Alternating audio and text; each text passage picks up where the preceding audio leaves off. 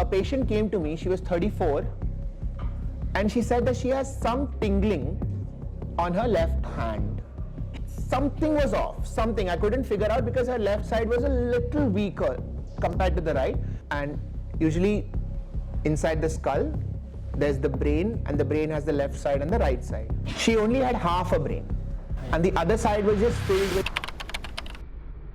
Today we have with us Dr. Sanat, Warrior, and the only thing being is whatever is happening with us, at some point it's happening inside the brain. There's something which is happening at a neurological level and at a psychiatrist level as well. Today, let's look what's happening at a hardware level. We'll be your host. Hi Param, hi Kritan. Nice to meet you all. Nice to meet all of you. Thank you so much for coming out. This is really exciting. This is, by the way, this is the first time that I'm doing a live session for college students. Absolutely, yes, let's do it. Is it possible to understand and control it? Because this is something which we hear that, yeah, do meditation or do this, do that. But is it at all possible to increase our efficiency in those regard? Understanding how these neural networks work, and then basically that entire concept was hacking the 10x mindset. Yeah. Is how to control this so that we can achieve we can be in a better part of success. Is that at all possible? For me, the idea of control is something that happens by itself. The more you focus on control, the less you will achieve it. But understanding what is happening is step one. It's like when you're trying to drive a car and you don't even know what is the accelerator, what is the brake, why am I speeding up, why should I follow the road signs. If you don't know any of this, you won't be driving well. So the more you know your car, the more control you automatically have. Especially if you're going on a long road trip by yourself. The better you know your car, the more calm you will feel. ठीक है, engine में कुछ problem हुआ, I can fix it. I know what is there. So the ability to diagnose, the ability to understand why you are behaving like this, why you are feeling like this, is step one to control. We directly jump to that part. We directly jump to the, I want to control everything. But what do you want to control? Let's learn that first. And then automatically control follows. That is why I feel neuroscience is the first step towards understanding why. So let me tell you how the brain works. And tell me if this has happened to you. You're reading for an exam, all right? You're really focused and all you can see are the texts on your textbook or your laptop. After a while, after 5 minutes, 10 minutes, your eyes start to wander. And your eyes go to your phone, it'll look outside the window, it'll start daydreaming. And for a while, you don't even realize that your time is gone. And then again, you snap back. Arey, time nahi hai, let's focus again. And then again, there is some time where you focus. And you blame yourself for this. It's not your fault. In the brain is a chemical called noradrenaline. Okay? The purpose of noradrenaline is to constantly keep checking if there is something around you that is threatening to you. 100,000 years ago, you were in the jungle. Not you, but your ancestors. And every few minutes, there is a threat of some predator coming and attacking you. If you don't keep checking, you will die. The animal that keeps checking lives. So the ability to constantly check the environment is a good thing. Evolutionarily. Your brain hasn't forgotten that. So when you get distracted, that is your brain checking if everything is okay. And that is why when things change, your brain will automatically turn its attention towards that. Like the ping of a notification. Attention has shifted. Some color shifting, some curtain moving, somebody opening the door. Attention has shifted.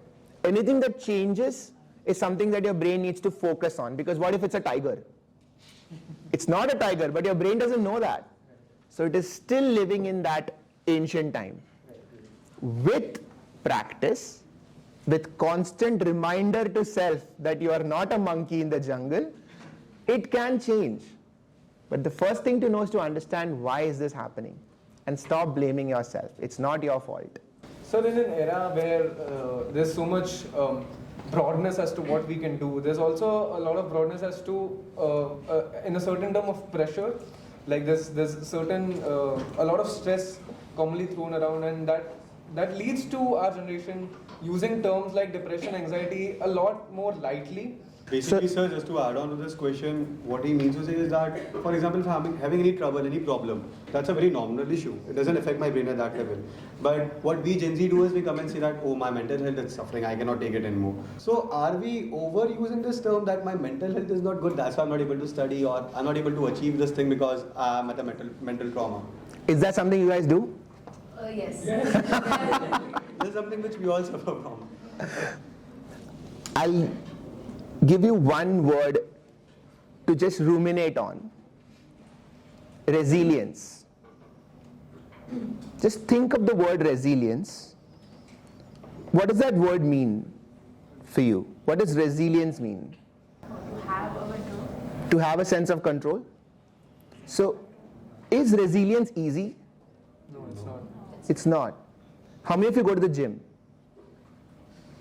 No, I mean actually go to the gym, not just having a gym membership. All right. So you're lifting weights, for example. Okay, you're doing 5, 6 repetitions. 7th repetition is a tricky one. You are able to go halfway, but you can't go full. 8th repetition is even worse. And then there's a concept of repeat until failure. So you don't count reps, you just keep doing it until failure. And then you try one more. And then you give up because you can't do it. Both of these things are important. The giving up is as important as pushing yourself to the limit. Because you know that this is not your last set. You know that you're going to come back. And next time you will have one more repetition before you give up. This knowledge helps your resilience. Because you're not giving up, you are resting to come back for the next set. I feel that in the modern day conversation around mental health and resilience, this concept is lost. We consider failure as failure. We consider that if you can't do something, that's it, I'm done. And there's no concept of coming back for the next round. I find the gym metaphor to be extremely useful in life. If you can see everything as a gym exercise, automatically we understand how you should behave. And the reason is that we are evolved to think of things in terms of the body, right? Yeah. It hurts, it's physically hurting. Mental health as a concept is very new. And the biggest problem with mental health, I feel now in today's conversation, is that I feel we are unkind to ourselves. We expect a lot, and when we are not able to fulfill those expectations, we immediately swing to the other extreme. And that is a danger, because we should have the capacity and we should have the space to pause in the middle and recover and rest and then come back. That is where our conversation is lacking. Because somewhere the reason behind us expecting all the time is because of the age which we are living in. If I'm not looking good, I'm looking ugly, and if I go and see a social media picture of my friends who are looking way better than I am, then I get jealous. If I'm not able to kill in a competition, I come home and I see a friend of mine going to France just because he got selected in some competition. Again, I get jealous. Yeah. So that is something which increases our expectation. And right from the age from where we all started growing up, all the information was available to our parents. So we have always heard that these are the heights which you need to achieve in your life.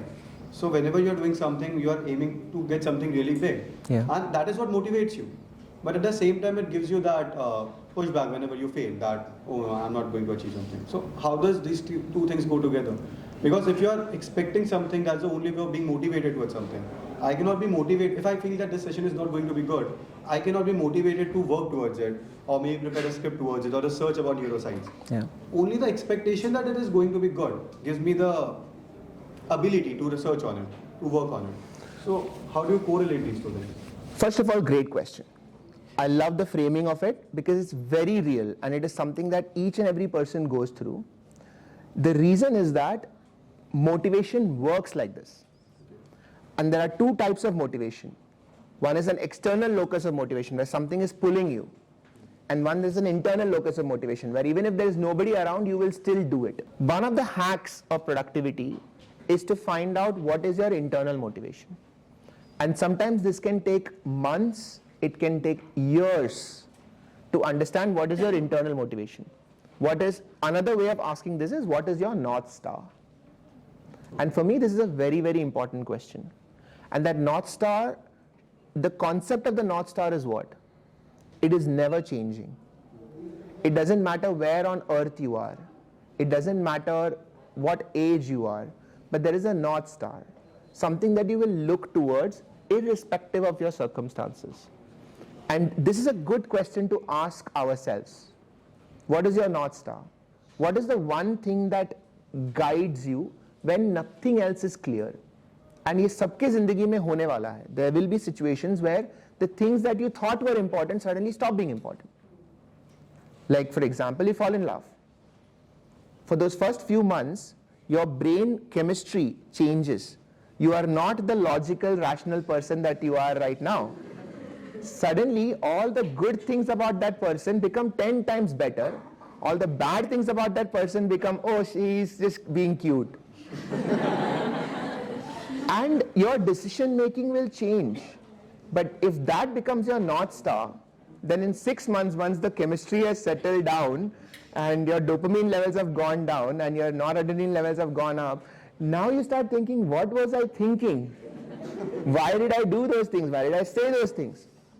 So be very careful about what is your North Star.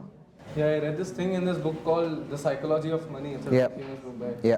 Yeah, so there was a chapter in the book called A Man in the Car Paradox, and it basically says that when you go to Vegas and you see a guy, in a cool car, you don't think, oh, the guy in the car is so cool. Yeah. You think if I would be in the car, I would look so cool. Yeah.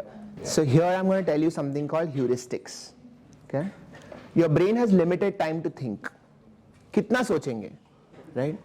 So it has come up with something called mental shortcuts or heuristics. Now, again, I'll take you back to the jungle.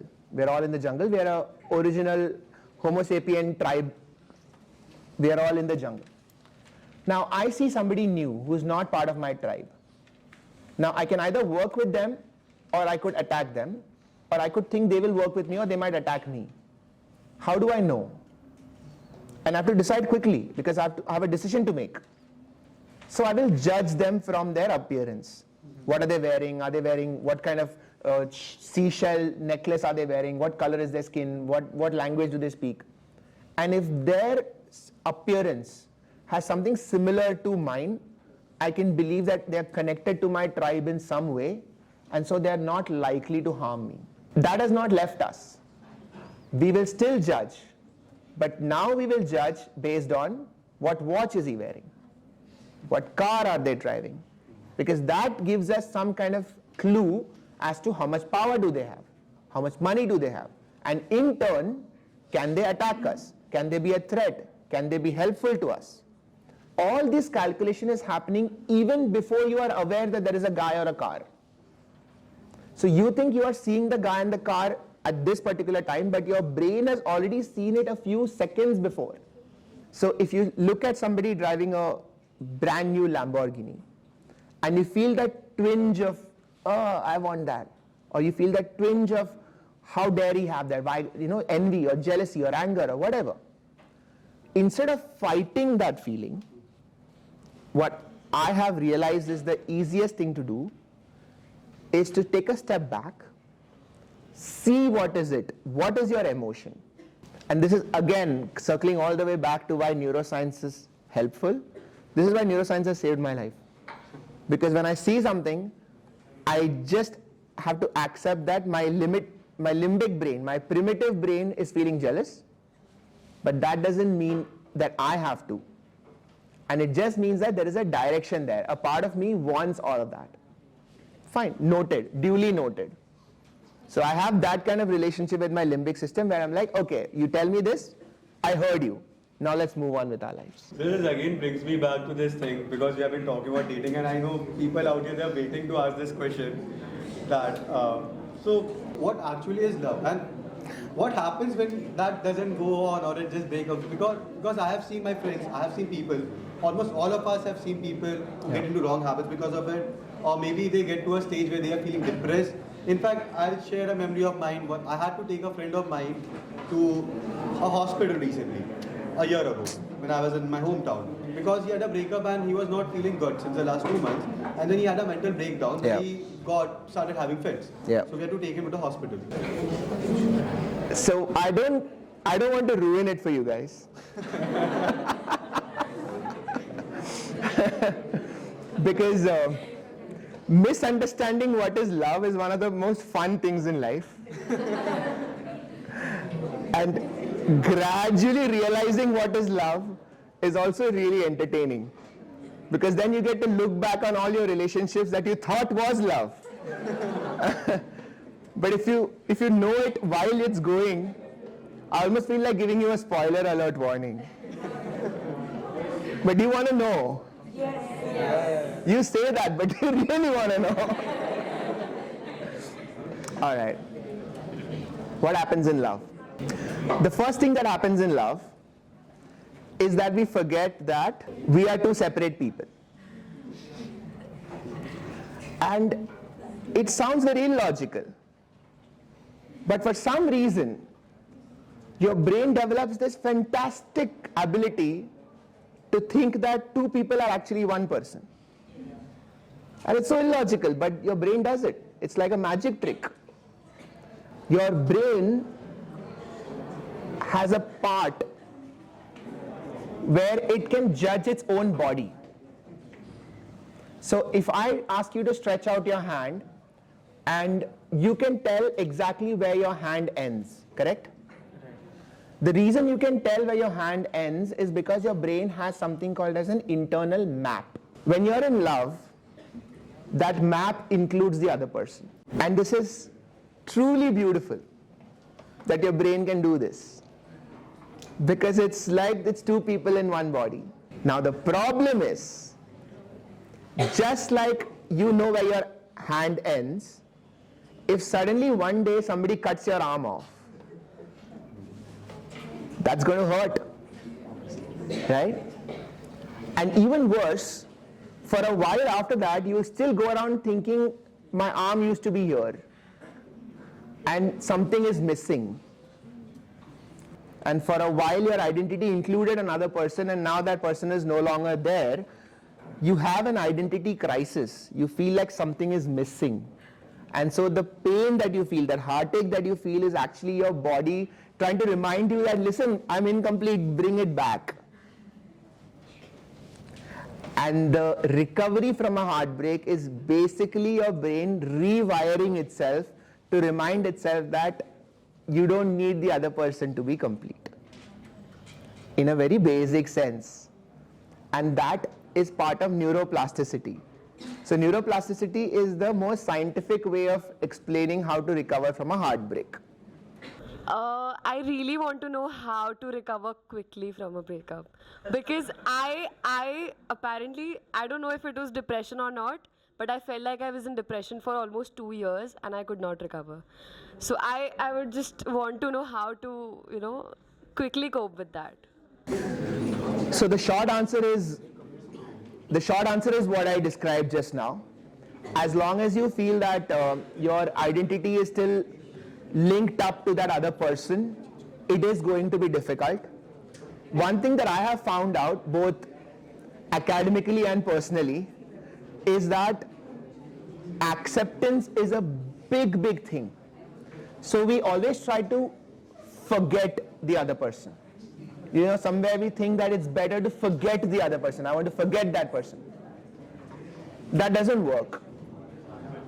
The only thing that works is acceptance of what has happened. That your story happened, that story was beautiful in its own way, it was painful in its own way, but this understanding that things will come and things will go takes time. Because we are grown up, or we are brought up with the idea that things last forever. It's not your fault.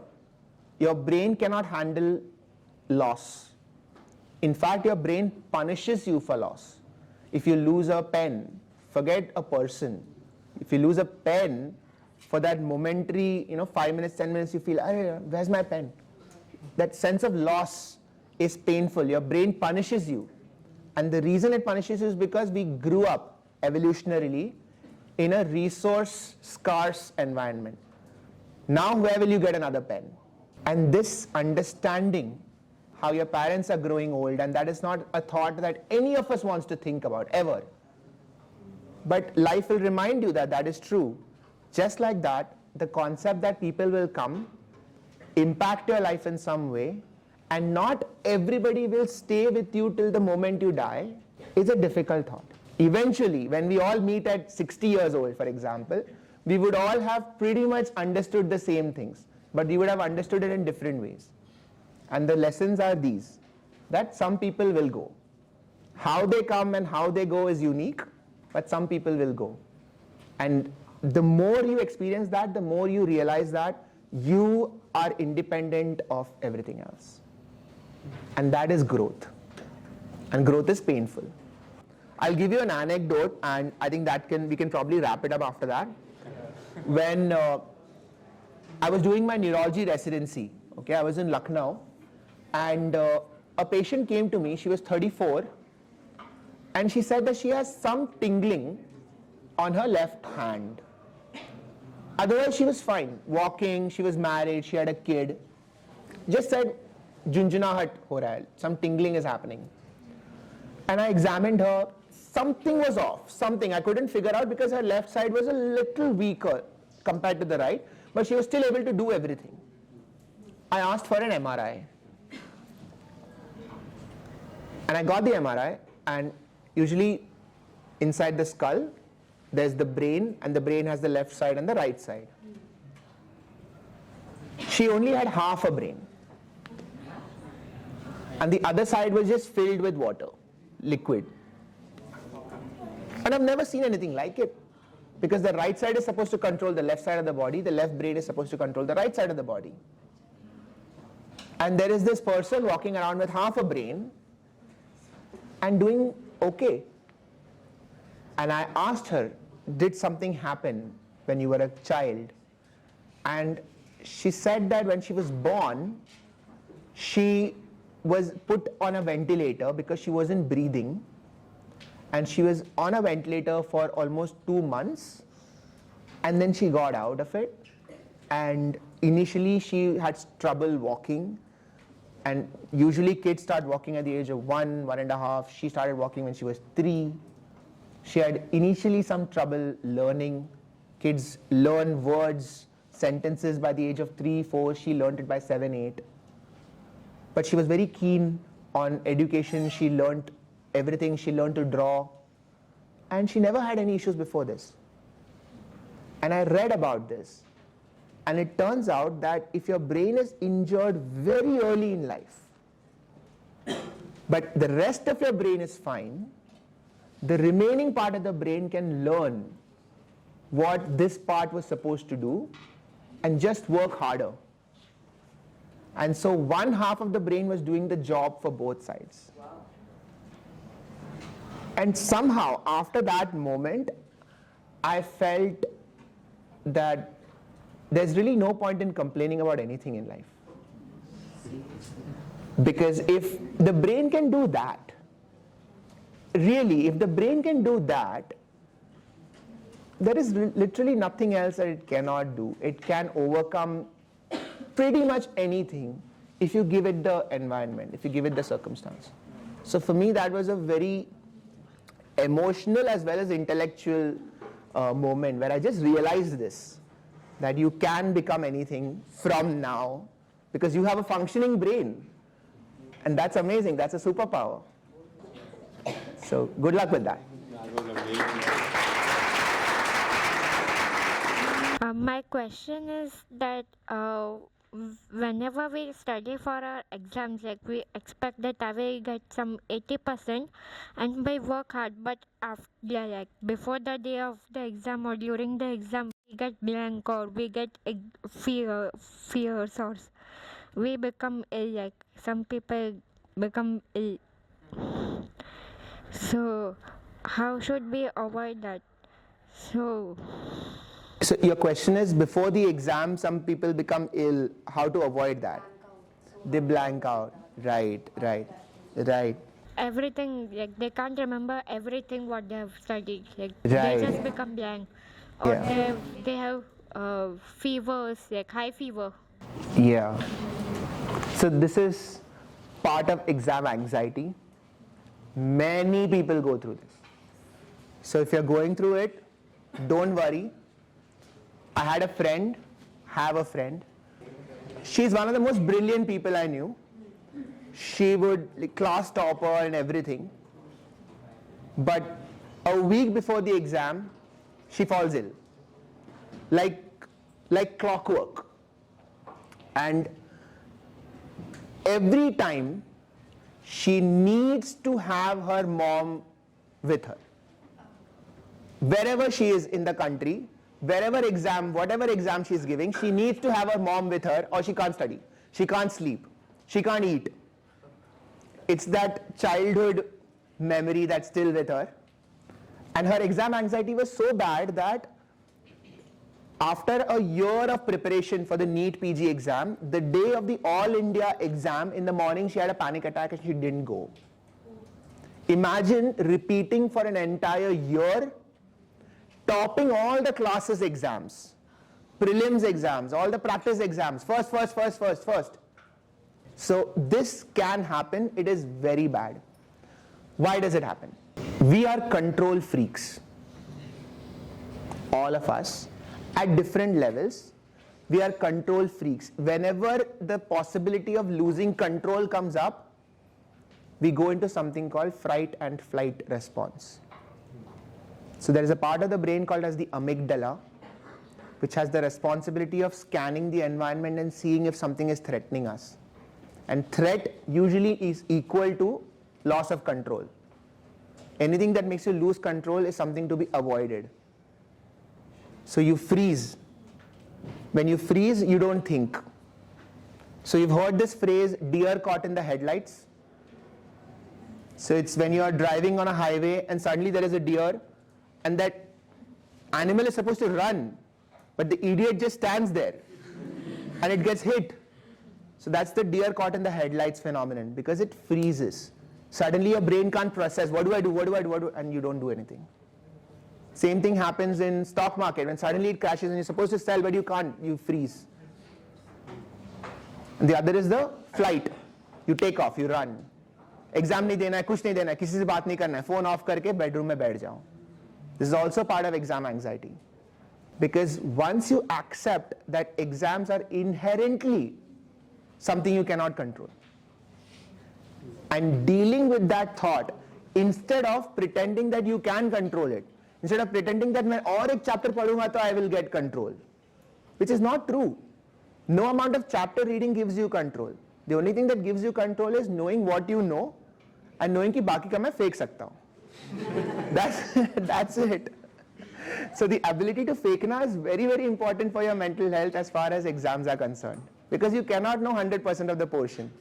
What's that one piece of advice which you can give to a 20 or an 18-year-old sitting here? Because I think right by now you have grasped what kind of mentality which we have. Yeah. So what's that one particular piece of advice which you can give to us, considering all your experience?